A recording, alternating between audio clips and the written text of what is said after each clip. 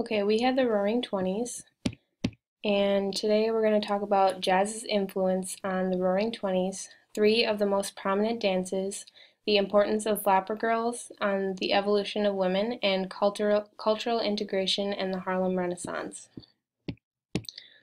The three most important dances of the Roaring Twenties were the Charleston, the Cakewalk, and the Black Bottom.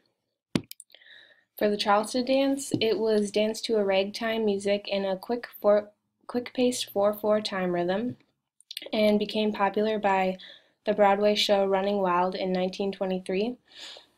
It was featured to the song The Charleston by composer James P. Johnson, and it was popular among the flappers, who were young rebellious women of the 20s known for wearing short dresses, bobbing hair, and listening to jazz music.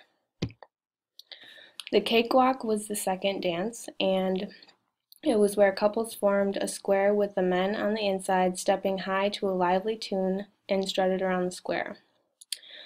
The couples were then eliminated by the judges, and the remaining couple was rewarded with a highly decorated cake. And finally, the black bottom was a combined shoulder and hip movement style dance and was generally danced by the African Americans. It became a national craze after its appearance in a 1926 Broadway musical. It was also derived from the aesthetics of African dance, like syncopated rhythms, bent knees, crouched torsos, and hip and pelvic movements. So overall, dancing was a large aspect of the Roaring Twenties. The Roaring Twenties was a time of evolution for women. It started with Susan B. Anthony leading the suffrage movement that allowed women the right to vote on August 18th of 1920. And this new sense of freedom allowed women to branch out and defy society's standards. The popularity of jazz music during the 1920s brought a new type of women to the forefront. Flapper girls, they wore shorter skirts and had shorter hair.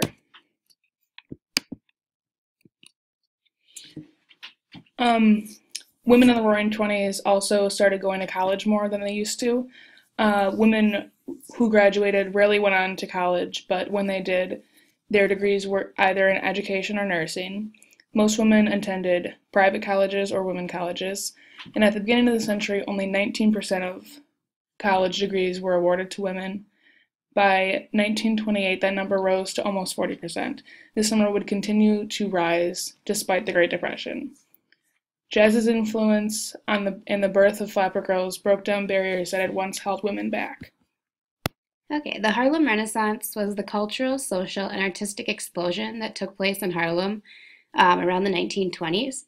Harlem was predominantly African American, and the Harlem Renaissance was fueled by the idea that intellect and the production of literature, art, and music could challenge the ongoing racial stereotypes and promote racial and social integration.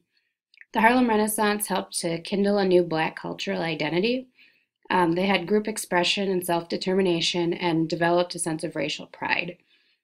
They were able to come together as a group to support each other's work and begin to demand civil and political rights. Harlem was a cultural center that drew in Black writers, musicians, or jazz musicians, artists, photographers, poets, and scholars. And many of these artists and musicians came from the South to get away from the harsh society there, and they wanted to find a place that could express their talents freely. For many young white people, Harlem seemed exotic in a sense, and they wanted to experience the music, art, and the writing of the neighborhood, so they sought out many Black jazz musicians and writers. And because of the Harlem Renaissance, there became the larger New Negro movement, and it helped to usher in the civil rights movement. All right, the beginning of the civil rights movement happened as African Americans wanted to break free of the moral values and bourgeois shame as the aspects of their life could see by whites reinforced the racial beliefs. The beginning of the civil rights movement began when African Americans sought to break free from the aspects of their lives that might reinforce racial beliefs. It also opened up new socioeconomic opportunities, especially in the areas of writing, art, and jazz music. Whites were attracted to the Harlem speakeasies because of the jazz and the blues music, which created a sense of relaxation of racial attitudes among the younger white people towards blacks. So overall, jazz music helped African Americans develop a sense of expression and identity and broke free of the stereotypes that hindered their ability to have the same rights as white people.